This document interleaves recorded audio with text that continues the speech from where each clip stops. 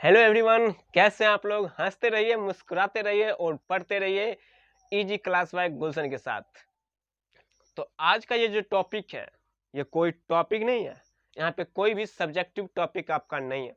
Basically यह notes और books के बीच में संबंध के रिलेशन को और उसके डिफरेंस को मैं यहाँ पे डिफाइन करने वाला हूँ।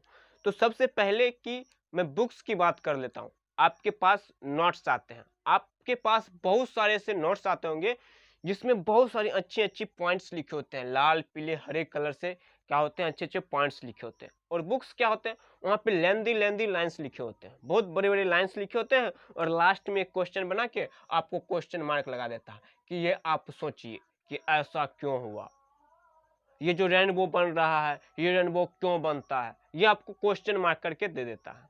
फिर क्या करते हैं, उसी चीज को आंसर करके कोई टीचर या कोई बड़े आदमी क्या करते हैं, आपसे जो सीनियर है उसी चीज को आंसर कर देते हैं और आपको एक नोट्स बना देते हैं।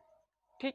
और नोट्स में आपको नोट्स बना के दे देते हैं। आपको क्या लगता है कि मुझे तो एक प्रॉपर अच्छा गाइडेंस मिल गया। सच, सही है, आपको गाइडेंस मिला है, बहुत अच्छा गाइडेंस मिला है। लेकिन जब बात आती है दिमाग बढ़ाने की, दिमाग डेवलपमेंट करने की, माइंड डेवलपमेंट करने की, तब आप वहाँ पे पीछे रह जाते हैं। होता क्या है कि साइंस या कोई भी सब्जेक्ट क्वेश्चन आस्क आप नहीं करेंगे, क्वेश्चन आप नहीं पूछेंगे, तब तो दिक्कत है। क्वेश्चन नहीं पूछेंगे, आपके अंदर जब क्वेश्चन पूछने की क्षमता नहीं आएगी, तब तक आप क्या कर सकते हैं, आगे कुछ भी नहीं कर सकते हैं।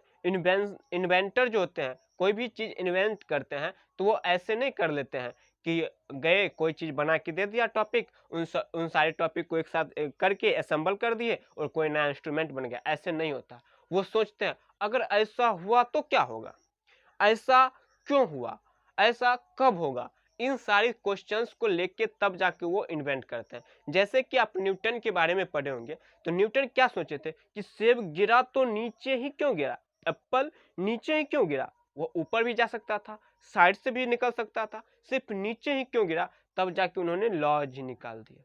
आप इस बात को समझिए कि आपको अगर सोचने की ताकत कोई दे रहा है या दे रही है तो वो बुक है। बुक ही आपको क्या देगी, सोचने की ताकत देगी।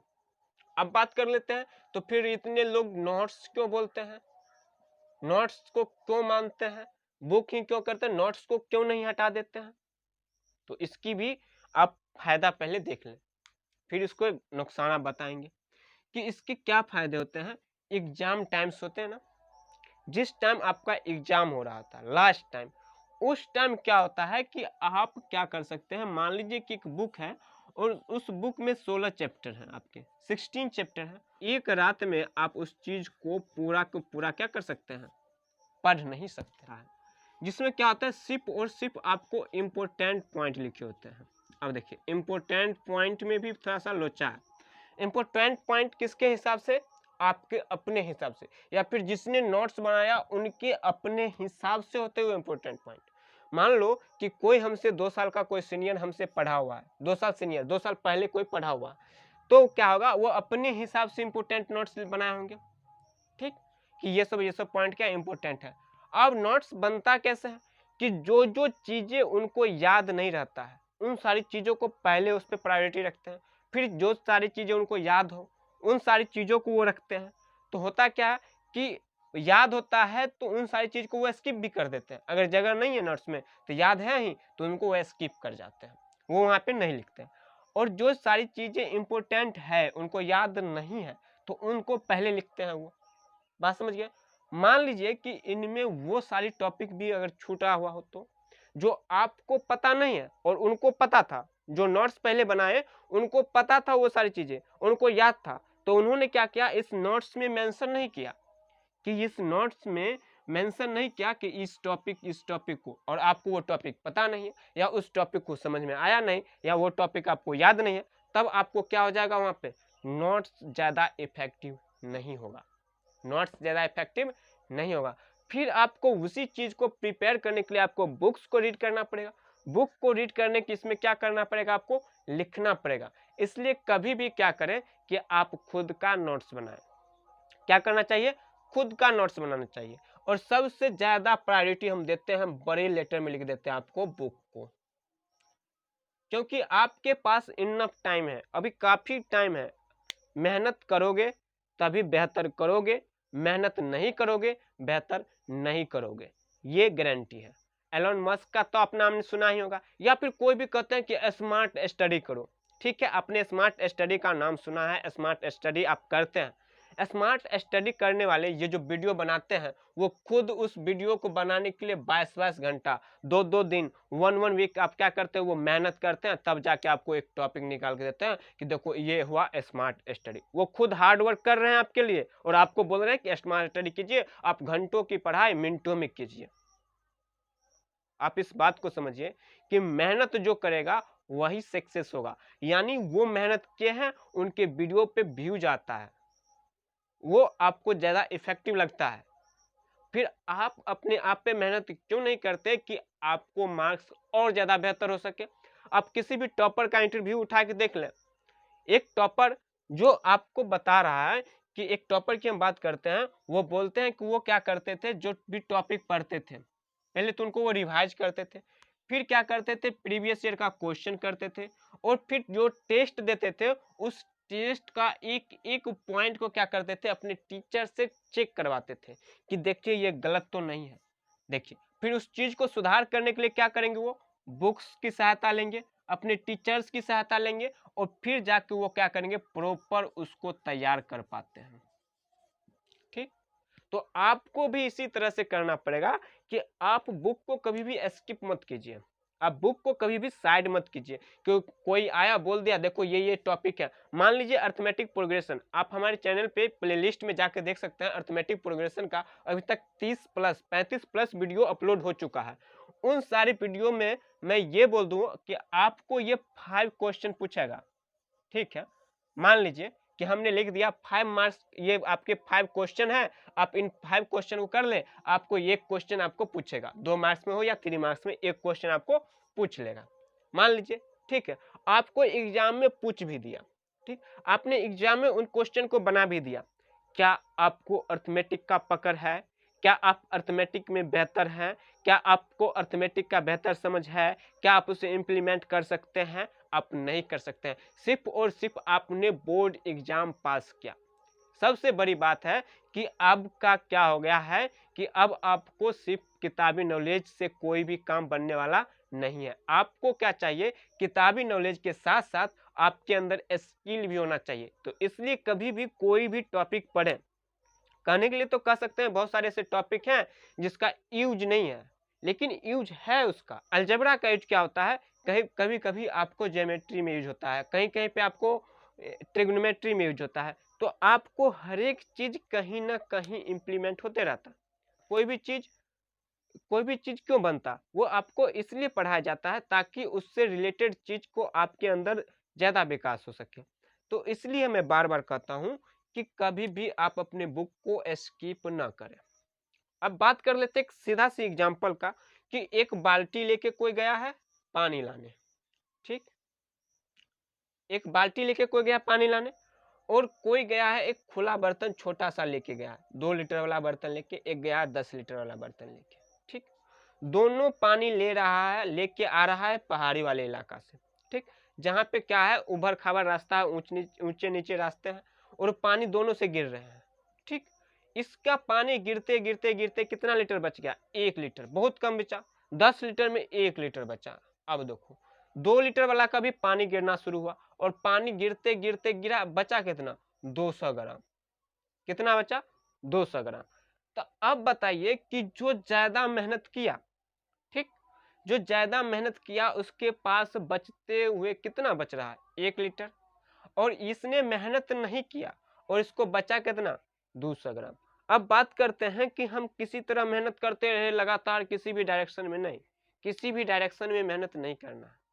आपके पास प्रॉपर सिलेबस है, आपके पास प्रॉपर प्रीवियस ईयर का क्वेश्चन है, आपके पास प्रॉपर सारे गाइडलाइंस मिलते हुए हैं, आपको मॉक टेस्ट भी मिलता है। ये किसके लिए मिलता है पता है, ये एग्जाम पॉइंट ऑफ व्यू से है। ये जो बोलते हैं कि सही डायरेक्शन में आप एफर्ट नहीं लगा रहे हो, नॉलेज लेने के लिए आप जितना ज्यादा पढ़ेंगे उतना ही कम है। तो अभी बात करें नॉलेज की एग्जाम टाइम में आपका अक्टूबर नवंबर आना शुरू हो जाएगा, उसके बाद आप क्या करें, एग्जाम पॉइंट ऑफ व्यू से चलें, आप प्रॉपर नोट्स अभी से ही बनाते रहें। पहले आप बुक को पढ़ें, खुद से समझें, टीचर्स की हेल्प लें। यूट्यूब पर बहुत सारे वीडियोज हैं, आप पेड कोर्स ले चुके होंगे, और उन सारी चीज़ों को, उन सारे टीचर्स की हेल्प ले, पहले प्रॉपर तरीका से आप उन चीज़ों को समझ लें। पहले आप समझ लें, उसके बहुत सारे क्वेश्चंस कर लें, तब जाके आप नोट्स बनाएं। प्रीवियस ईयर के साथ आप क्या करें, इसको मैच करें उस नोट्स को कि प्रीवियस ईयर में कैसे पूछा गया क्वेश्चन, उसके हिसाब से आप नोट्स प्रिपेयर करें। आप अगर बोर्ड की एग्जाम के लिए तैयारी कर रहे हैं तो अब बात कर लेते हैं कि कोई कर रहा है कि एनटीएससी का तैयारी कर रहा है, ठीक, एनटीएससी का तैयारी कर रहा है। अब एनटीएससी का तैयारी कर रहा है, हिस्ट्री पढ़ रहा है कोई बंदा, अब क्या करेगा, वो हिस्ट्री पढ़ रहा है, हिस्ट्री में बोर्ड में पूछ रहा है ये 5 क्वेश्चन में से एक क्वेश्चन फिक्स है, वही पढ़ लिया बस, वो अब एनटीएससी का एग्जाम क्रैक कर पाएगा क्या? नहीं ना। तो वो एनटीएससी के हिसाब से अपना नोट्स बनाए। सभी का नोट्स अलग अलग हो सकते हैं, एग्जाम पॉइंट ऑफ व्यू से अलग अलग क्या हो सकते हैं, नोट्स होते हैं। हर एक एग्जाम में क्वेश्चन पैटर्न अलग होते हैं, हर एक एग्जाम में आपके क्वेश्चन की लेवल अलग होते हैं, तो आपके नोट्स भी क्या हो सकते हैं, चेंज हो सकते हैं। तो इसलिए आप क्या करें, अभी फोकस करें पूरा कवर करने का सिलेबस, ये नहीं कि एक छोटी सी सिमटती हुई दुनिया में आप बंद हो जाए, ऐसा कभी मत करें। जितना ज़्यादा से ज़्यादा आप बुक पढ़ेंगे, उतना ज़्यादा से ज़्यादा आपको नॉलेज ज्ञान होगा, आपको इधर उधर सोचने की ताकत मिलेगी, तब जाके आप प्रॉपर तरीका से आप कर पाएंगे। मान लीजिए नेशनलिज्म आपको एग्जाम में पूछेगा, ठीक है, नोट्स में नेशनलिज्म लिखा हुआ है, ठीक, हिस्ट्री की बात करते हैं, नेशनलिज्म आपको 5 लाइन्स में लिखे हुए हैं, ठीक, वो अच्छी लाइन्स है, बहुत इंपॉर्टेंट पॉइंट्स है, आपको सारा का सारा पॉइंट याद है। अगर वही पॉइंट आप जाके एग्जाम में लिख रहे हैं, बाय द चांस अगर आप वो पॉइंट्स भूल रहे हैं, तब आप क्या कर पाएंगे? आपने तो क्या क्या नोट्स में पहले ही बताऊं तो रटने की चीज होती है, बुक्स क्या होते हैं, आपको समझने की चीज होती है। नोट्स नोट्स मतलब रटने की चीज, मतलब जो जो इंपॉर्टेंट पॉइंट है वही इंपॉर्टेंट पॉइंट का आप रिवीजन कर रहे हैं, यानी आप रट रहे हैं। रिवीजन करना भी रटना ही होगा, आप इस बात को समझिए। आप क्या करते हैं, उस चीज को फिर से दोबारा से पढ़ते हैं, उसे आप रटते ही हैं। नोट्स में आप रटते ही हैं, आप समझते नहीं है। समझने का मतलब होता है, जैसे आपने एनसीईआरटी का 10 मैथ का क्वेश्चन बना लिया, फिर आप क्या कर ले, उसी बेसिस पे अपने दूसरा क्वेश्चन जिसमें थोड़ा सा लॉजिक चेंज है, थोड़ा सा उसमें डिजिट्स चेंज है, थोड़ा सा क्वेश्चन पूछने का तरीका अलग है, और आप उस क्वेश्चन को प्रैक्टिस कर रहे हैं, और उसको आप सोच रहे हैं कि जो हमने फॉर्मूला पढ़ा या पीछे हमने 10 क्वेश्चन पढ़ा उसी का मैं इम्प्लीमेंट कर पाऊँ, तब जाके वहां पे होता है समझना। आपको ज्यादा से ज्यादा प्रैक्टिस करना होता है, तब आप उस चीज को समझ पाते हैं, उस चीज को रिलेट कर पाते हैं एक दूसरे से। तब आप यहाँ पे नोट्स में तो ऐसा नहीं होता, आपको वही इंपॉर्टेंट पॉइंट्स दिए होते हैं जो आपके एग्जाम पॉइंट ऑफ व्यू से में इंपॉर्टेंट है। आप इस बात को समझ पा रहे हैं? तो जो आपके एग्जाम पॉइंट ऑफ व्यू से इंपॉर्टेंट है, तो आप उसे क्या करेंगे, आप उसी को पढ़ेंगे, उसी चीज को पढ़ते रहेंगे, बार बार रिवीजन करते रहेंगे, आपको वो याद हो जाएगा, वो हुआ रटना। लेकिन मान लीजिए आपने रेनबो के बारे में पढ़ा, ठीक है, आपने रेनबो के बारे में पढ़ा, और आप इसके लिए समझने के लिए, आप इसको समझ मतलब डेवलप करने के लिए आपने इसके बारे में पढ़ा कि इसमें 7 रंग होते हैं। आप बताएं इसमें 7 रंग ही होते हैं? नहीं, इसमें 7 रंग नहीं होते हैं, मेजर कलर, इसमें 7 रंगों में इसको मतलब अलग अलग किया गया, इसमें इन्फिनाइट कलर हो जाएंगे। कितने कलर्स हो सकते हैं? इन्फिनाइट।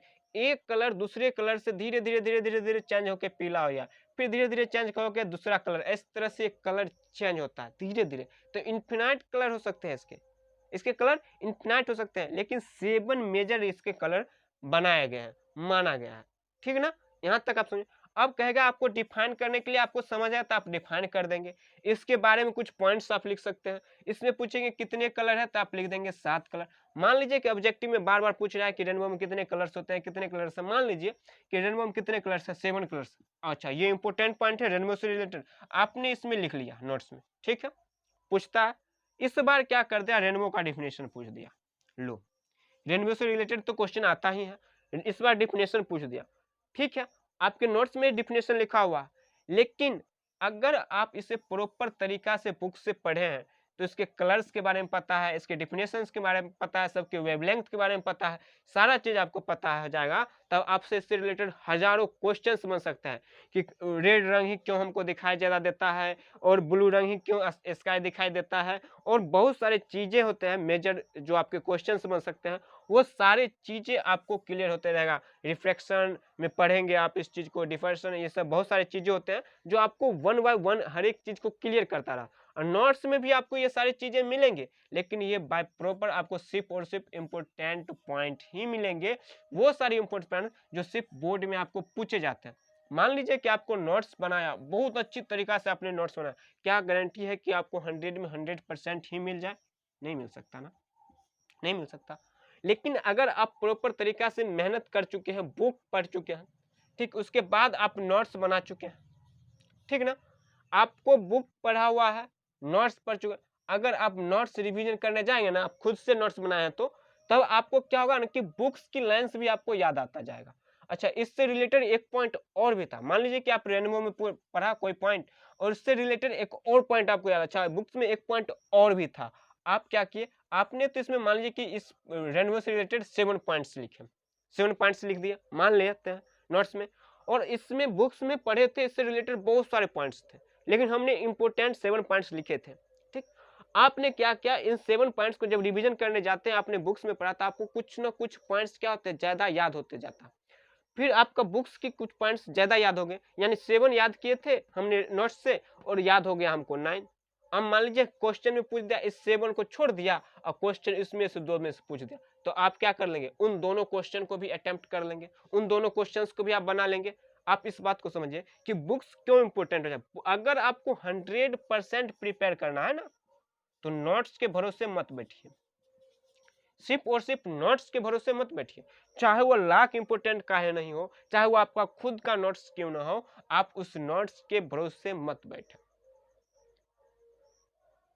अगर आपको सक्सेस करना है तो नहीं, आपको सिर्फ यही करना है कि चलो नोट्स में हम आसानी से इस चीज को कंप्लीट कर जाएंगे, हम आसानी से बोर्ड में हायर स्कोर कर पाएंगे, तब आपके लिए नोट्स बेहतर है। चलिए, कम समय में आप बेहतर स्कोर कर पाए तो आप खुश भी होते हैं कि कम समय में हमने हायर स्कोर कर, लेकिन नहीं, आप इसी चीज को समझिए कि आपको प्रॉपर पढ़ने के लिए 1 साल मिला, आपने 1 साल को अलग डायरेक्शन में यूज कर दिया और 2 महीना में आपने स्कोर किया है 80%, 85%, 90% आपने स्कोर कर लिया, लेकिन आपको बेसिक नॉलेज है क्या?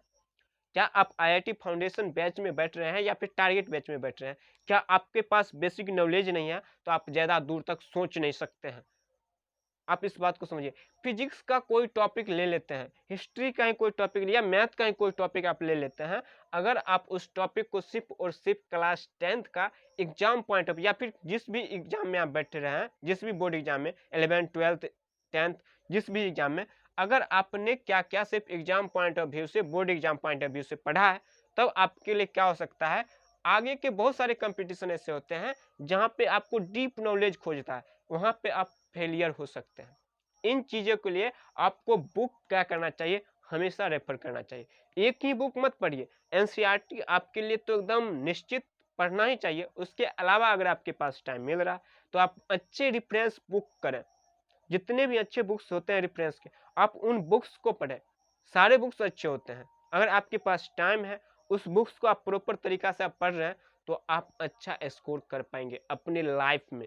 मान लीजिए सिर्फ बोर्ड का एग्जाम ही नहीं होता, बहुत सारे होते हैं, जियो जीनियस होता है, KYPY होता है, आपका किशोर युवा यो जो वैज्ञानिक वाले होते हैं वो होते हैं, NTSC का एग्जाम होता है, ओलंपियाड का एग्जाम होता है, वहाँ पे तो आपको ये नोट्स काम देने वाला नहीं रहेगा ना। आपको जब तक नॉलेज नहीं है किसी भी टॉपिक के बारे में, जब तक आप उस क्वेश्चन उस टॉपिक से रिलेटेड कैसे, कहाँ, क्यों, व्हाई, हाउ, वेयर, इन सारी चीज़ों को नहीं आप समझ पाए, तब जाके आपको प्रॉब्लम क्रिएट हो जाएगा। फिर आप कहेंगे कि ये एग्जाम टफ हो गया, नहीं, टफ आप खुद बनाते हैं।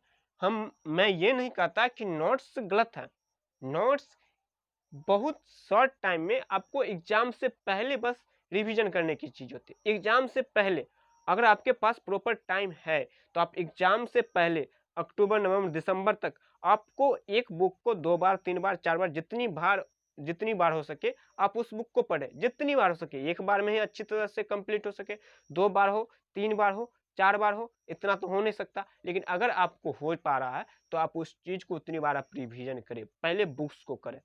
अब लोग आते हैं बोलते हैं स्मार्ट स्टडी करो, हमेशा आप बुक्स को मत पढ़ो। मैं कहता हूं आपको जितनी ज्यादा से ज्यादा हो सके आप बुक्स को पढ़ें, बाद में आपका लास्ट टाइम है वो। नोट्स क्या होता है, आप अचानक से गए, एक शाम 2 रात पहले गए एग्जाम से पहले और आपने पढ़ लिया, आपने हायर स्कोर कर लिया और सामने वाला को लगा अच्छा हमने तो पूरी साल मेहनत किया था और हमें तो एग्जाम में बहुत कम मार्क्स आए। जब वही वही स्टूडेंट कंपटीशन में बैठता, दूसरे एग्जाम में बैठता, जो बुक्स पढ़े होते हैं, जिसके पास डीप नॉलेज होते हैं, वो एग्जाम अच्छा कर पाते हैं। और जो नोट्स में ही सिर्फ रटे रटाए चीज़ों को पढ़ा है, किसी के दूसरे के नोट्स को सिर्फ प्रीफर किया है, तो भाई दिक्कत हो जाती है वहाँ पे। आप इस बात को समझें और बुक को हमेशा रेफर करें। Thank you.